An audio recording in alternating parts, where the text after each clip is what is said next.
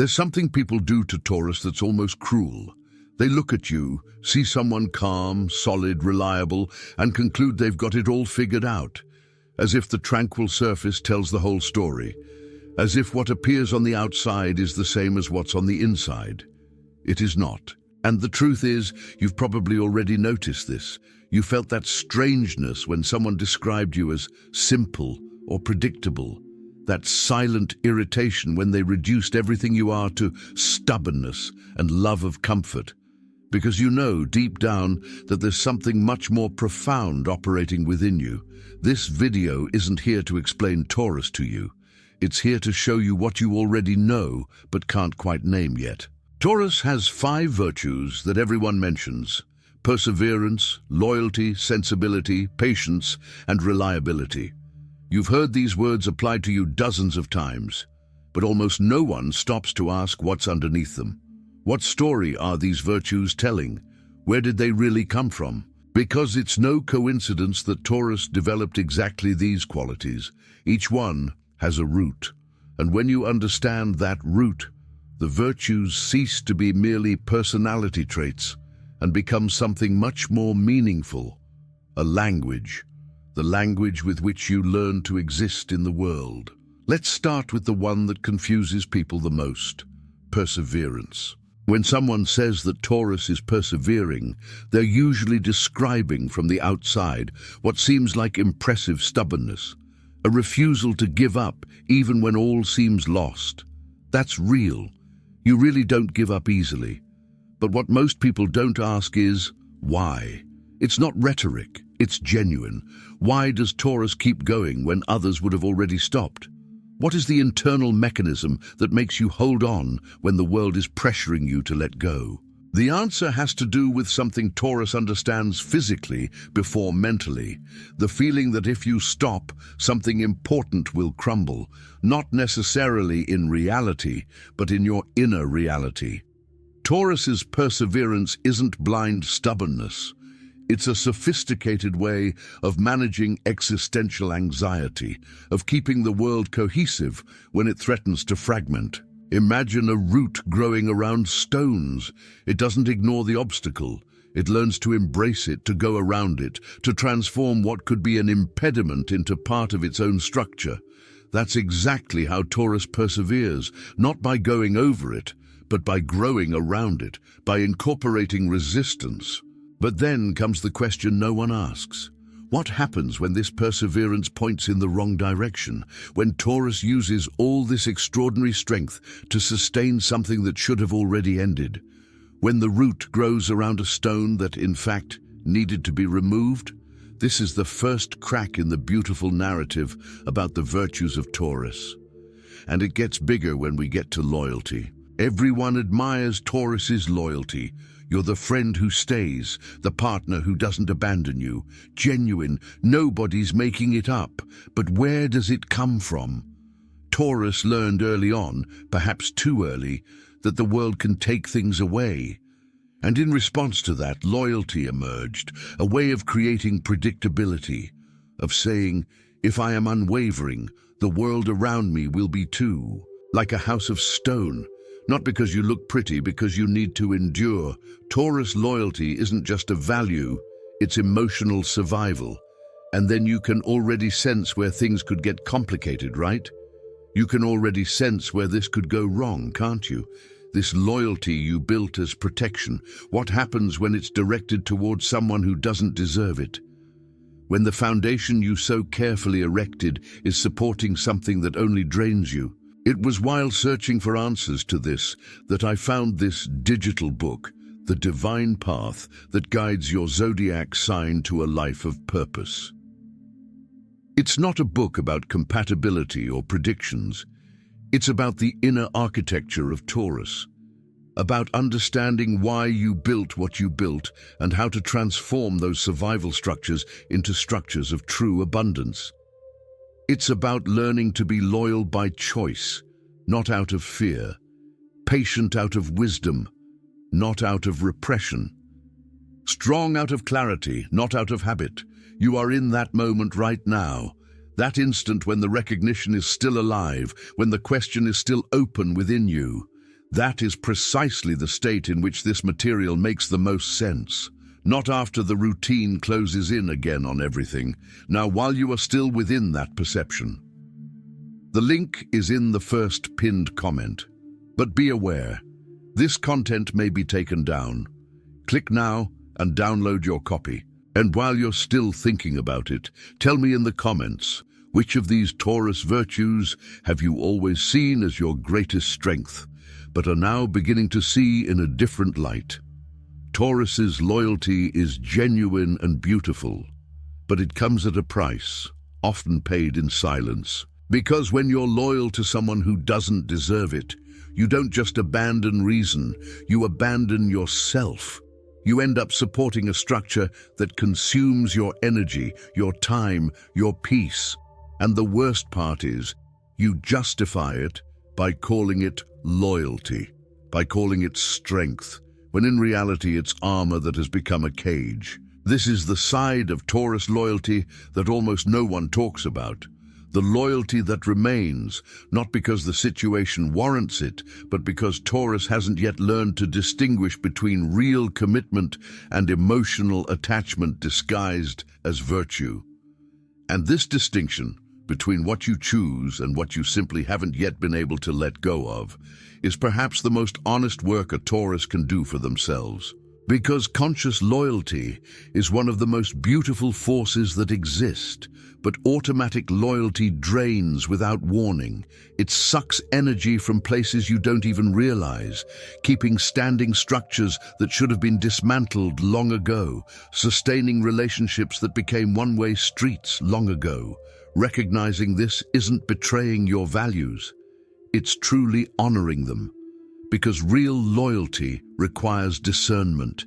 It requires knowing what deserves to stay. The link is in the first pinned comment. The last copies are running out. Click now and begin your journey towards the clarity and genius you deserve.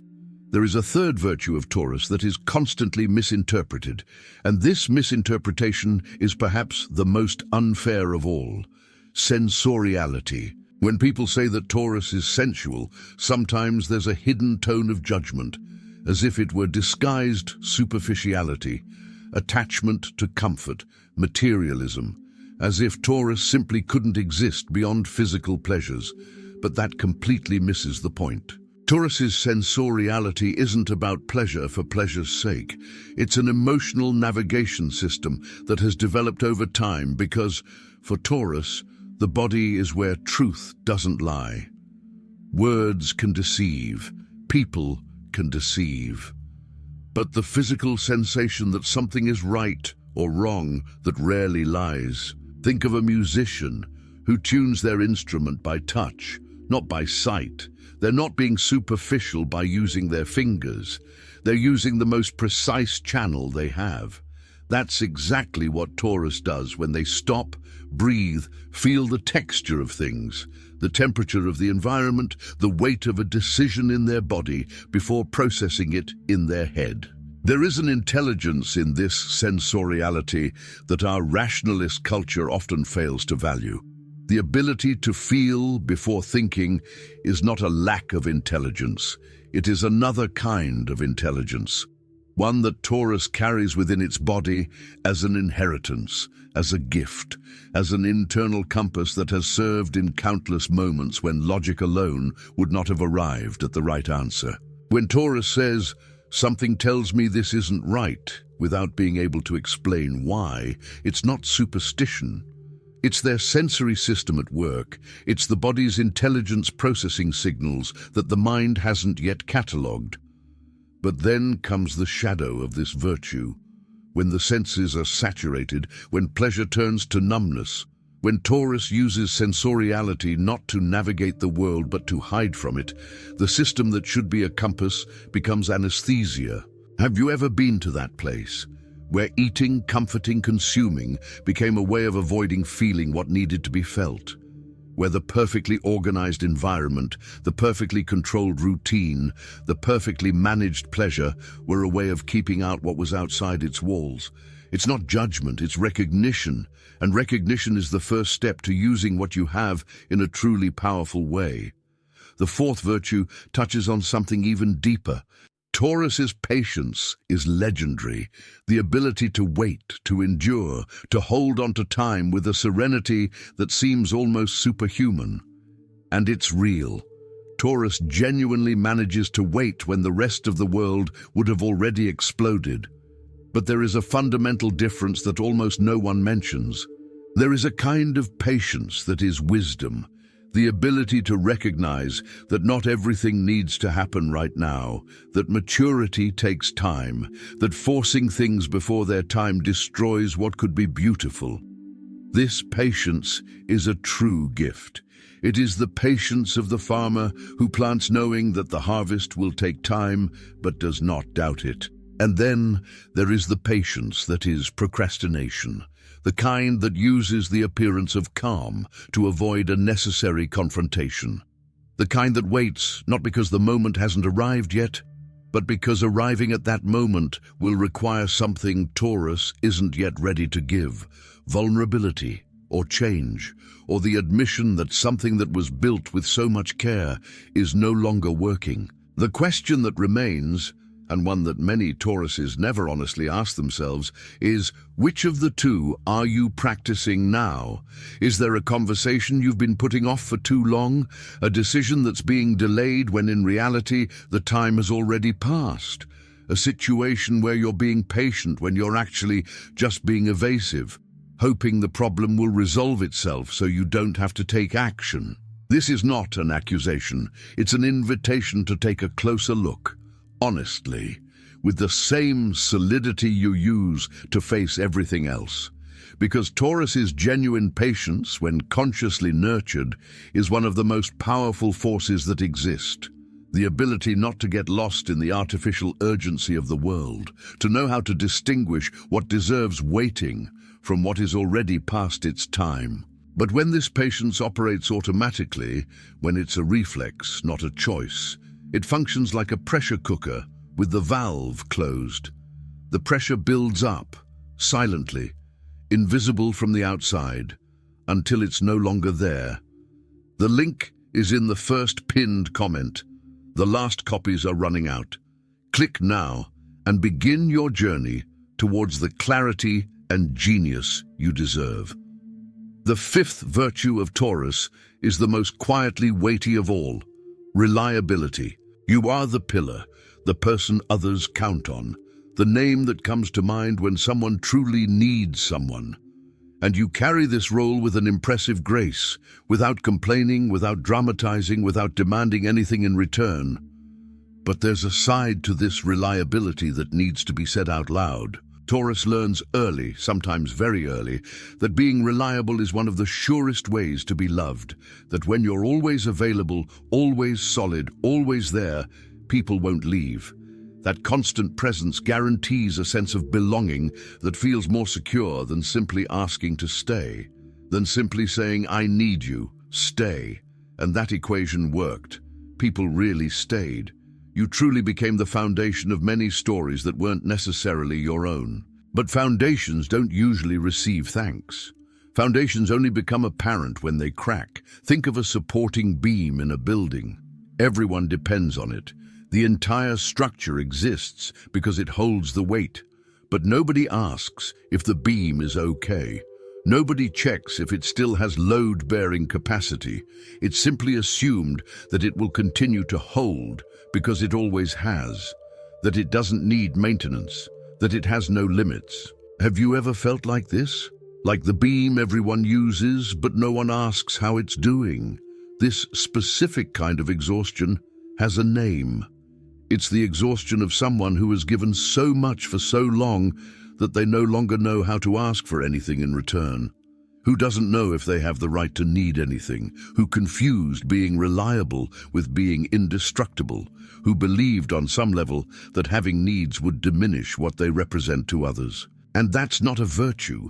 It's the price Taurus pays when they don't understand that true reliability includes the ability to trust others as well, to allow themselves to be supported sometimes, To not carry everything alone as if asking for help were an admission of weakness that only exists in the story you tell yourself, not in the reality of the people who love you.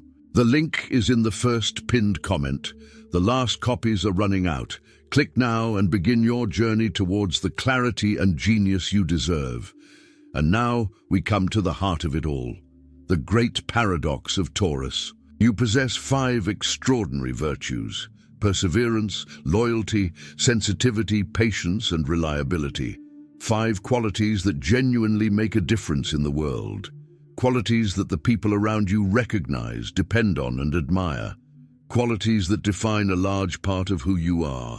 And those very virtues may be exactly what's preventing you from growing. Not because they are bad, but because when they operate automatically, when they are conditioned responses instead of conscious choices, they create a prison, a very specific prison, one that doesn't feel like a prison because it's comfortable, familiar, and was carefully constructed by yourself. Here is the paradox that few can name. The more Taurus strengthens these virtues without questioning them, the harder it becomes to realize that there is a cost being paid. Because the cost doesn't appear as sharp pain, it appears as slow stagnation. Like the persistent feeling that something is missing, but you don't know what. Like the weight of always carrying, of always being, of always enduring, without ever asking if this is really what you would choose if you could choose again. This is the question Taurus rarely asks themselves. What would I choose if I weren't responding to fear? When responses are conditioned instead of conscious choices, they create a very specific kind of prison. A comfortable prison. One that you yourself have carefully built, and that from the inside feels like protection. Imagine a walled garden, protected, organized, beautiful, everything in its right place, but with walls high enough to keep out anything from the outside and to keep out anything from the inside except what already exists. Taurus built this garden over the years. The perseverance that doesn't question the direction, the loyalty that doesn't distinguish commitment from attachment. The sensuality that turns into numbness, the patience that turns into procrastination, the reliability that turns into silent self-abandonment. And most disturbing of all, this garden seems strong, it seems virtuous, it seems exactly what it should be, until you stop, really stop, and realize there's something outside those walls that you never got to know. A version of yourself that those protective structures never allowed to fully emerge, not because you weren't capable, but because the garden was so well constructed that it seemed to need nothing more than what it already had. Which version was left out? It is typical of Taurus to use perseverance not to sustain what has already been, but to build what does not yet exist. That you are loyal because you chose to be, not because you are afraid of losing. That you feel the world with all its depth, but do not use your senses to escape. You use them to navigate. That you are patient with wisdom, not out of avoidance. That you are trustworthy to others because you have also learned to be trustworthy to yourself. This version is not a fantasy. It's what Taurus becomes when it stops operating on autopilot, relying on its own virtues, and starts choosing them. There is a passage in Genesis 49 where Jacob blesses his sons and uses the image of the bull, the strength that sustains, that tills the land, that does not give up. But the blessing is not just about strength. It is about the wisdom of knowing when to apply it. The bull that tills well is not the one that pulls the hardest. It is the one that knows the terrain. Do you know your land? Not the terrain out there, the terrain within, your real fears, your real standards. The stories you tell yourself about why your virtues are just virtues, when sometimes they're also shields. This is Taurus's job, and it's a worthy job, because on the other side of it isn't a weaker version of you, it's a freer version. More whole, more capable of using each of these 5 qualities with all the power they have, without the weight of automatism, without the cost of fear operating underneath. One who perseveres with purpose, who is loyal with discernment, who feels deeply without drowning, who is patient with presence, who sustains with boundaries. Taurus doesn't need to become something else to break free from its own armor. It only needs to understand what it has built, why it built it, and what remains when the construction is done by choice, not by fear. And when that happens, the 5 virtues cease to be merely personality traits. They become expressions of a soul that has learned to know itself, that has looked inward without averting its gaze, that has found in its own patterns not a sentence, but a map. Strong enough to be gentle, patient enough to know when to act, loyal enough to know when to let go, trustworthy enough to ask for help, sensitive enough to distinguish pleasure from numbness. This isn't some distant ideal, it's Taurus in its purest form. And you already have everything you need to get there. You always have. You just needed words for what you already knew.